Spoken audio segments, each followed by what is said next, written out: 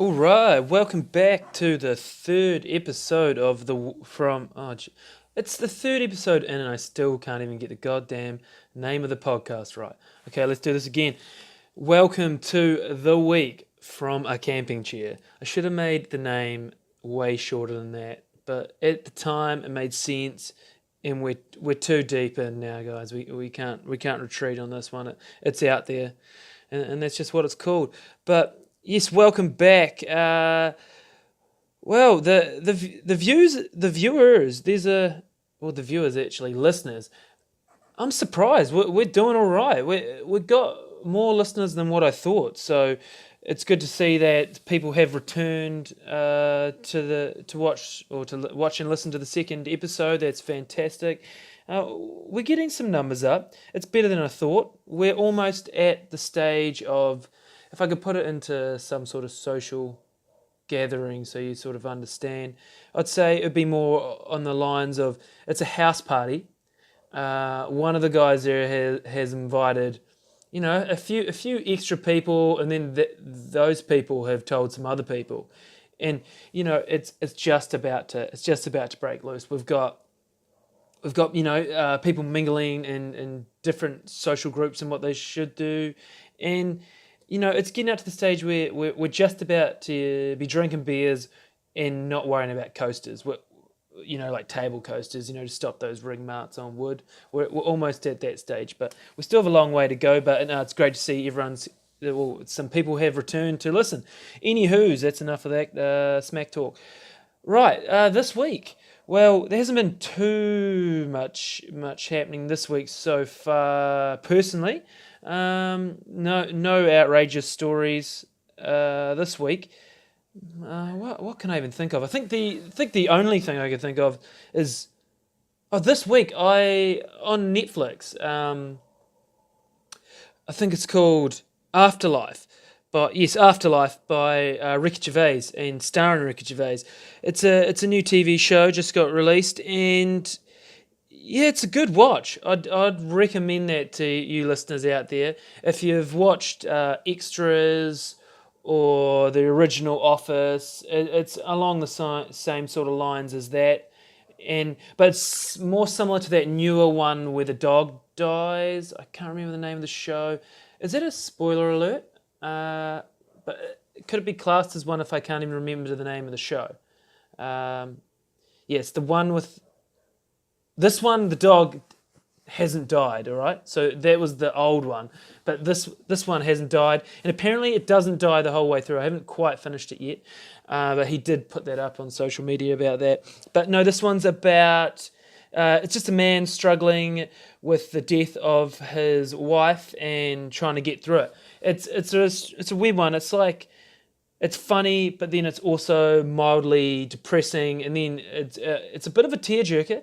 If you've lost someone recently, you'll definitely drop in a few tears. It's a bit of a sad one, but then he'll lighten the mood by calling a little kid the C bomb or something. But yeah, that's about that. Definitely worth a watch. Now, I don't even know why I started talking about that. Why the hell did I start the podcast off with telling you a recommendation of what to listen to to watch on Netflix? Is this a new section? Is this a new weekly event of? No, we don't want that. It'll be terrible. But anyway, let's kick off into the show. We've got, as normal, some hard-hitting news stories that I have found, and then we'll get on to last week's UFC fights and the upcoming week's UFC fights, and also a lot of UFC news this week. So we got a few on the cards. But first off, let's kick it off with the first story. I'll just bring that up. Jaguar attacks woman trying to take a selfie at a zoo in the United States. Now, there's one big problem with that sentence that I just read, and that is selfie. You've already got problems before you try and take a selfie with a jaguar. If you're even taking a selfie at any stage of your whole life, basically, there's not many times in your life where you need to take a selfie. Honestly, yeah, you've got enough of your own problems, let alone bringing the jaguar to get involved with this whole selfie bullshit. So that already grinds my gears a little bit. But so the story as it is as it says, as I said, a lady, she jumped a barrier and then walked up a bit and then lined up the Jaguar in the background there, sat down, posed by it, you know, got the perfect angles, made sure the lighting was all good, and then she took a selfie with her and a Jaguar. I'd love to see the photo actually. It'd be interesting to see what it looks like, or if she even got to the. I wonder if she was like mid-upload. But anyway, while she was trying to do that, is when this legend of a Jaguar attacked her. Well, and it couldn't really it just managed to get a paw through the fence there, through the bars, you know, and claw her up a little bit. A mere scratch, some would say. There is a video of her on the ground crying a little, which she's actually apparently in agony. But at the end of the day, you had it coming. What on earth did... First of all, how did you... They don't look like a kid. So, and it has said woman. So I'm guessing they're over the age of 20-something. So one big question is, how the hell did they make it to this stage? I mean, you'd think, if you thought that was a good idea, imagine the other shit that this person's done in their lives. But I shouldn't really be doing personal attacks on this poor broad, but it does grind my gears a little bit. It's just ridiculous to me. But apparently it's not the first time that it's happened at the zoo, and this Jaguar has done it before. So maybe that's what this Jaguar is put on this earth to do, just to claw up space cadets, basically. Because what on earth there's a barrier there for a reason, and maybe they don't have a sign saying, "Hey, don't jump the barrier," or don't jump the barrier because this Jaguar may claw you. Maybe they're gonna complain about that. But do we need signs for that? Do you need a sign to know that you shouldn't get that close to a damn wild animal which has teeth that could easily kill you at the drop of a hat? I mean, honestly, yeah. She's obviously, she made it though, because she was crying in the video. So she's not dead. So she made it, but at least. Maybe she'll take barriers maybe she'll look at a sign. She probably doesn't even stop at stop signs, this lady. She might even, she definitely doesn't stop at giveaways. But I'm sure from now on, signs, any sorts of barriers, anything like that, she might take that. Actually, probably not, actually. No, probably not. It probably hasn't helped her in the slightest. Because if you've gotten that far doing things like that... Anyway, I digress. They're not going to put down the Jaguar at the end of the day, and the zoo haven't confirmed if they're going to put down her either. So, we'll see. But let's have a look at the next story is an animal-related one as well. This should be like the Animal Stories podcast or something like that, because it just seems to be every story I bring up has some sort of animal involved. I'm not doing this. I don't just go out there and search animal stories this week, even though I should actually, because it's been giving me nothing but good stuff so far. But anyway, the next story it's actually to do with a whale. No time for fear. South African man swallowed alive by a whale, then spat out. All right, so the headline instantly grabs and you think to yourself, this is an article I'm interested in. I mean, who doesn't want to see someone eaten by a whale? Or is it ate by a whale? Oh, I don't know, man. I was never good at English, so we'll continue on. We have a video here. I'll just play that. Let me see. And called Jonah, who gets swallowed. A modern-day update. Whale's throat when, much to his spat him out, and the whole thing was captured on camera. Channel 7's Tristan Vorius reports. There is no time for fear in a situation like that. You have to use your instinct. Rainer Schimpf and his crew were in waters off South Africa documenting a sardine run. Right. A bait ball formed with sharks, dolphins, whales and birds circling to capture the moment the tour guide jumped in. Holy crap. But he soon became part of the feeding frenzy. It got dark get in the water. and I felt some pressure on my hip. And once I felt the pressure, I instantly knew a whale had grabbed me. A massive Bruder's whale lurching up from the depths. In these photos, you can see half of call that Reiner's swallowed body alive, hanging though? out of its mouth. Instantly, I held my breath because my Now, the headline promised a lot. Now, disappointed. Because I was imagining him like fully in the mouth. The whale's got its mouth closed and he, I don't know, gets out with like a craft knife or some sort of, the old Swiss Army knife. But he was hardly in it, mate. I've been in worse situations with that. I mean, nah. If you look it up, you'll say exact same thing as me. I mean, but I would have been more scared of the shark. Like, who the hell? I'll give him that. He's got balls to even get in the water with that. I wouldn't be doing it. But let me see. What else does it have to say in here? There is no time for fear in a situation like that. You just have to use your instinct. Jesus. My instinct would have been to huddle up in a ball and cry and then just hope for the best. Because I wouldn't have got in that water in the first place anyway. But all in all, second story in, disappointed. If you've listened to the podcast before, you'll know I don't even really read the articles before I get into these things. And this one I wish I read a bit more because that was average as hell. I don't even know what more to say. I mean, I wish like he was halfway in the mouth, then a shark came up, just mauled him a little bit. That would have spiced up the story a little bit, but oh well, you can't have everything, I guess. Right. At least the next story, it has us get embraced. The next story, I'm going to surprise everyone. It's not about animals for the first time ever. Yep. No, you're probably sitting at home going, it's going to be about animals. He's leading us down the old winding path and he's going to pull up a rabbit getting molested by a goat story or something. But no, this one is to do with the future and robots. Oh yeah. Imagine turning up to a job interview and you've got R2-D2 just like sitting there in front of you about asking you questions.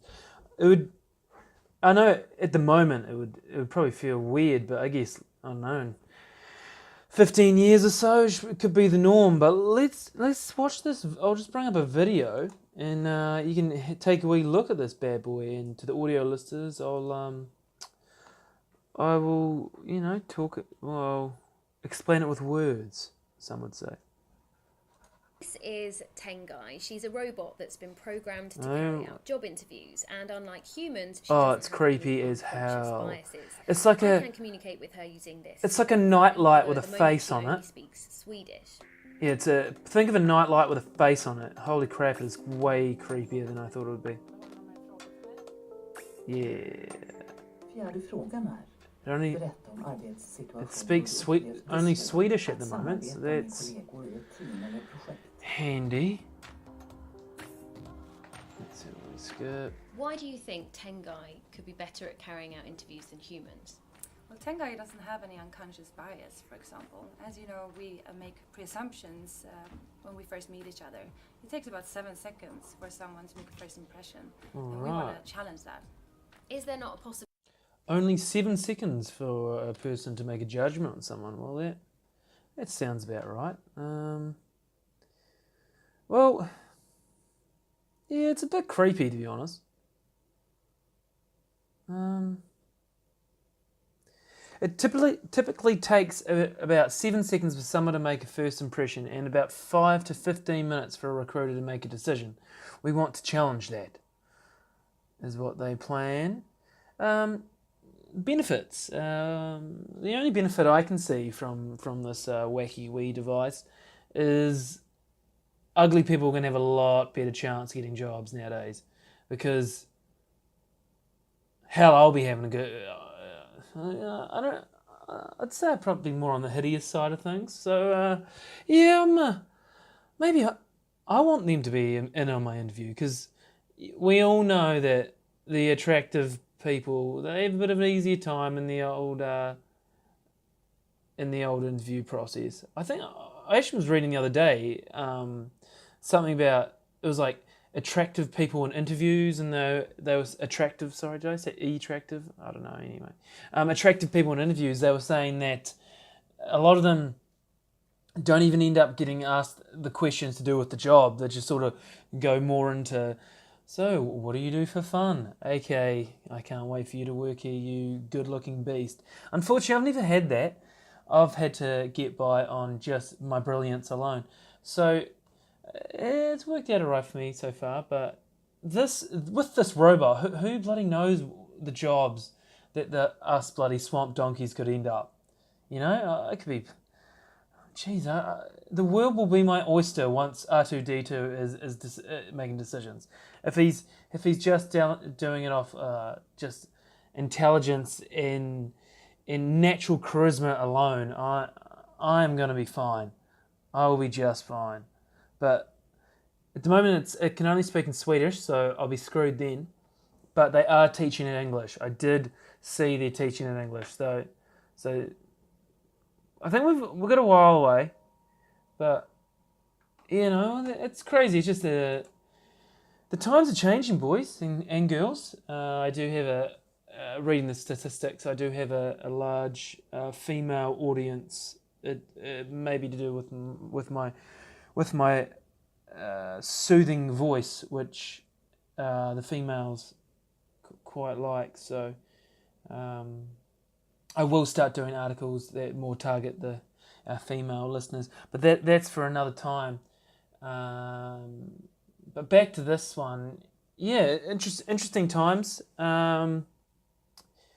Just gives ugly people hope, man. They can get jobs. But yes, the next story. Even if you're not a UFC fan, I'm sure you would have heard of Conor McGregor.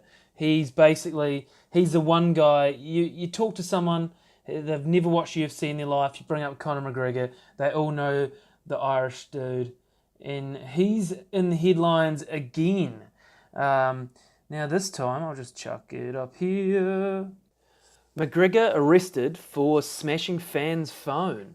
So that's the story that's out basically everywhere. Even if you're not a UFC fan, you probably already heard about it.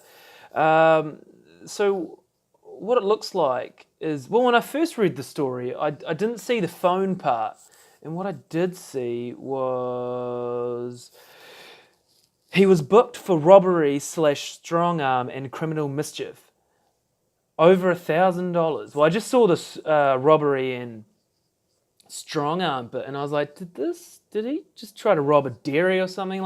Like man, you'd be thinking with all those bloody millions on millions of dollars, he'd be all good. But no, what it turns out to be is, apparently, or what they're saying is that around 5 a.m. a fan was trying to take photos with McGregor, and McGregor snapped and took the phone off him and smashed it on the ground.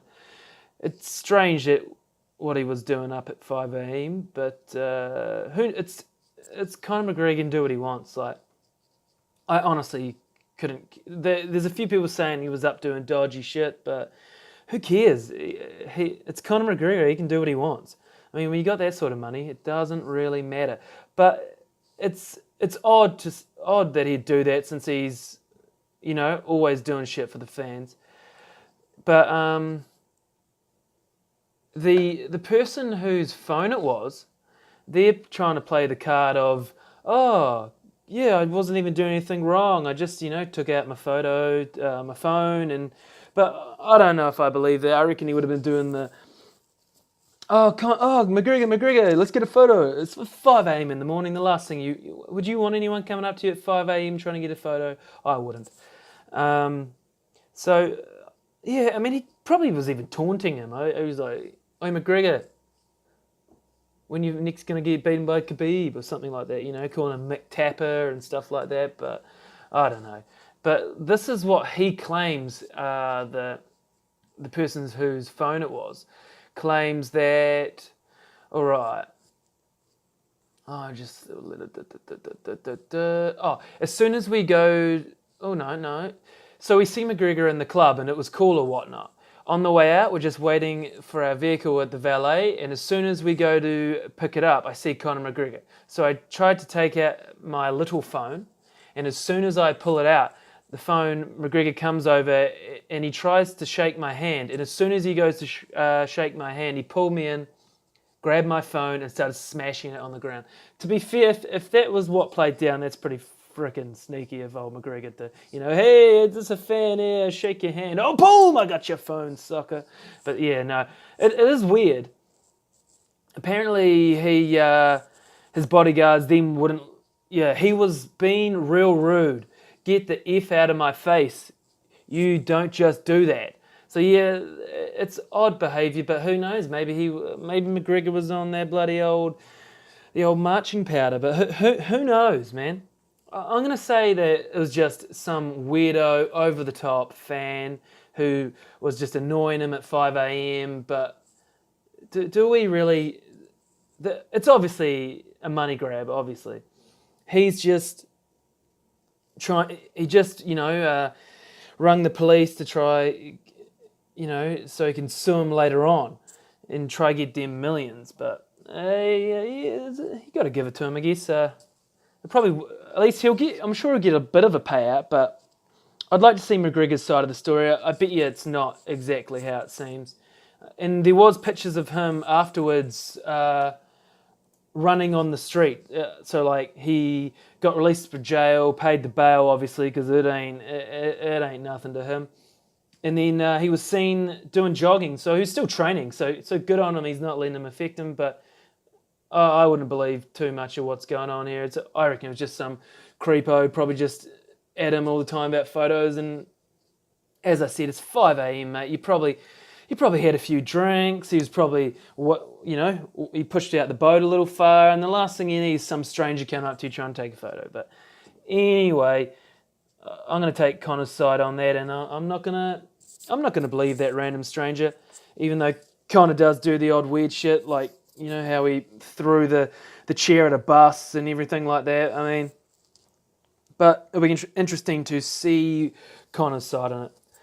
But anyway, now I think I'll get on to the UFC portion of the show now.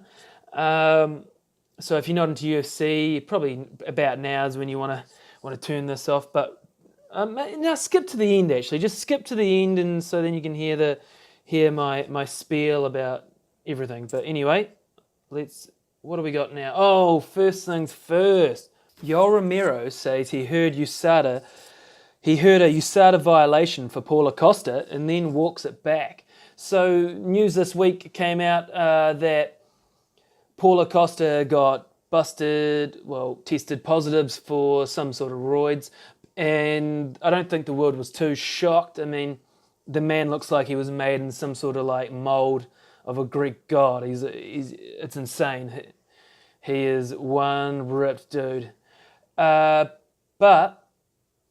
now, Yoel Romero actually said it on Ariel Harawani. How do you even say his name?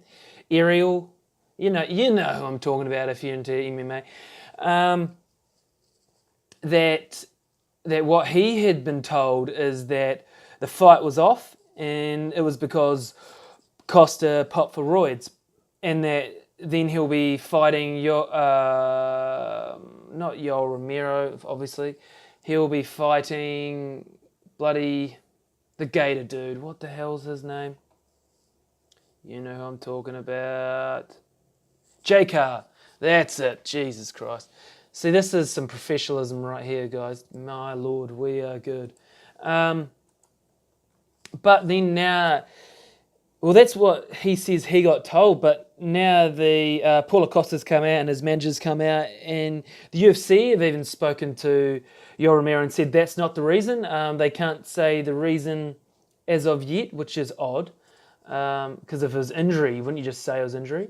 So a little bit questionable, but it's not the first time UFC have hit in a roids thing. Look what happened with Lesnar. He popped and they still let him fight. So, but to be fair, I wish this fight was still going ahead. I reckon both of them should just do roids. They both already look like they're jacked to the bloody gills. That like they drink that shit for breakfast. But But they're both clean, which is insane. They're genetics freaks, man. They're monsters. But yeah, unfortunately, they're not fighting. But Jaguar's a monster as well, so that'll be an awesome fight between him and Yoel. So now, what do we got next? Actually, one thing, I totally forgot to talk about the last week's fights, which is terrible. I know. Unfortunately, I was away for most of the weekend, so when I got home just in time to watch the main event, which was obviously I'm losing names right here. Hold on a second. What we got here? Derek Lewis versus Junior Dos Santos was the main event from last week's, and my lord, it took me a while to remember their damn names. But I did catch that fight. Unfortunately, it was the only one I could. And I wanted Derek Lewis to win. I think that guy's hilarious, man. He's one of the best people ever to follow on social media. He puts out nothing but frickin' bombs, man. And he throws bombs in the ring as well, so it always makes it interesting to watch. Now, Junior Dos Santos got a bloody chin on him, man. He connected a few times. Derek Lewis got him a couple times, but it didn't affect him too much. Now, I reckon was the real stoppage of the fight, the real tide turner is when Junior Dos Santos did like a spinning back kick straight into Derek Lewis's guts, and he crippled down. And then at that point in time, Junior Dos Santos ran in, and then Derek Lewis just surprised him with a good smack in the face. But I thought he was faking, but then it turns out he was still holding his side for the rest of the fight, really. So I think that's sort of what more stopped him in the end. But yeah, it was a KO in the second round, 1 minute 58 in. And Junior Dos Santos is looking he's looking amazing. And I think is that his third win in a row, I think. He's looking amazing. It'll be interesting to see who they put him up against next. It'd be awesome to see him fight Stipe, or I just want to see Stipe back in the damn ring. It's annoying me that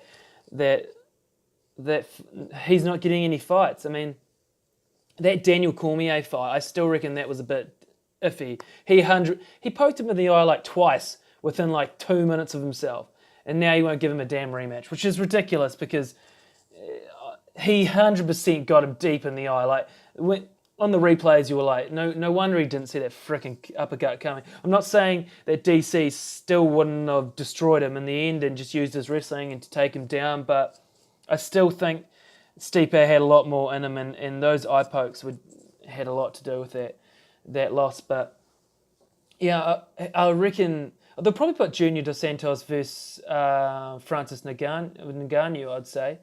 But then at least if Junior does beat him, at least throw him at Stipe. I wouldn't pay it. I don't want to see DC versus Junior Dos Santos. So, nah. I'd rather see him versus Lesnar or something like that. Or even Jones again. But anyway.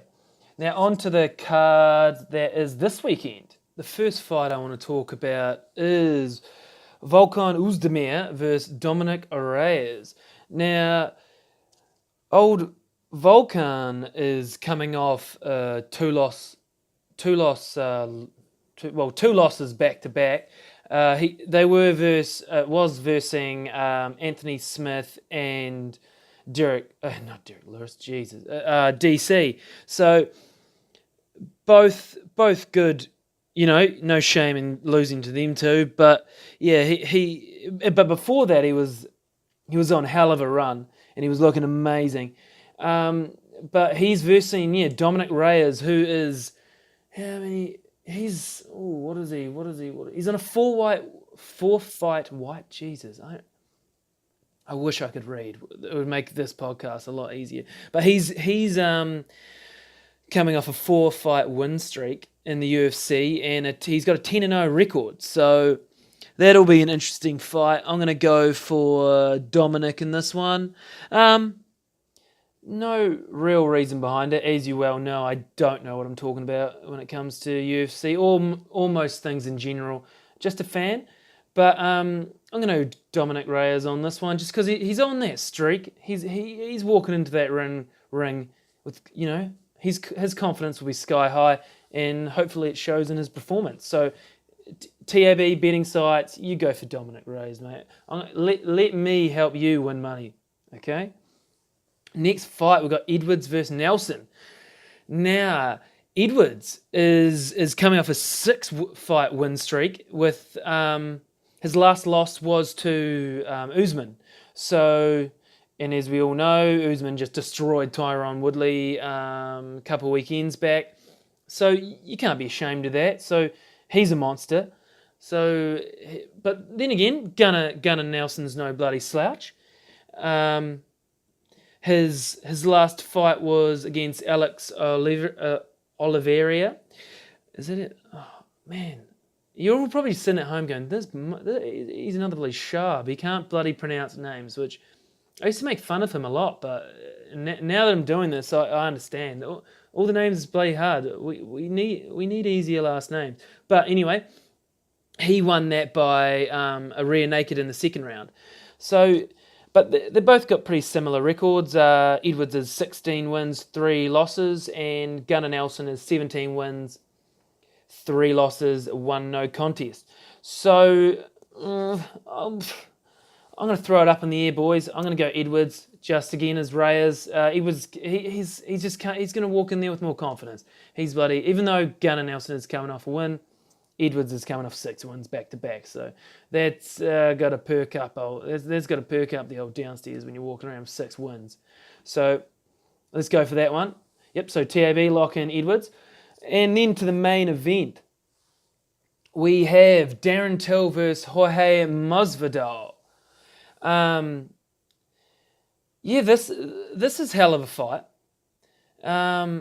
Masvidal's coming off 2 losses by decisions. One was to Stephen Wonderboy Thompson, and the other was Damian Maia. So his last 2 losses were against top echelon performers, but then again, Darren Till's coming off a loss as well, where he got knocked the hell out versus Woodley. So, who to put money on this one? Masvidal's got a lot more experience, but I'm going to say Darren Till. He's got that home crowd advantage, and I think he's going to go out there and just lay waste, man. I'm going to go Darren Till, second round TKO of Masvidal. So, yep, take those in. I'm trying to help you win money here, and if you do lose money, which is probably there's a high chance of you losing money if you do take my tips. I'm not held responsible. It's your own fault for gambling. But anyway, I'll go Darren Till for that win there. And that probably wraps up this week's episode. So if you made it to the end, thank you very much for that. I know I'm still learning the ropes, team. There's still a lot to learn. Probably if I learn to read and pronounce names and stop saying it may help. But anyway, thank you very much for getting so far. I'd love to have. Well, this week I sort of made out. I sort of ran out of time. Had a few things on, and I'm away for all the weekend. So this one was a little bit rushed. I would love if you guys see any weird or some weird articles or news stories that you'd like me to bring up on the podcast, just flick them to fromthecampchair@gmail.com. And as normal, guys, I want to get this party to, at the start of the podcast I was talking about, we're sort of like a house party that's just about to break out. Well, I want it to get to, the levels where the cops get called. So, the level where there are random dudes sleeping in random rooms, or there's someone throwing up in random rooms of the house. That's the sort of shit I want to get to. So, if you can share it with your friends, tell some people. If you're on iTunes, leave a 5-star review or even just some sort of comment would be fantastic. But yeah, subscribe. I will put this on YouTube when I can be bothered, but as I lack discipline, it might probably end up being next week. But yeah, it will be on my YouTube channel, so pop over there, hit subscribe.